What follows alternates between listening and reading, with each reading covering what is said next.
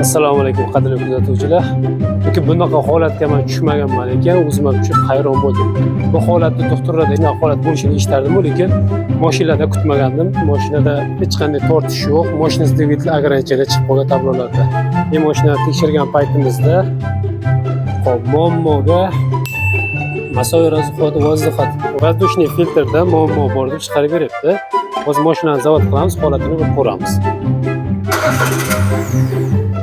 Mashinani zavod qildik, даже mashina o'chib ham qoladi. Hozir gaz berganda mana shu joyiga e'tibor berasizlar. Gaz bering. Yana. Bo'ldi.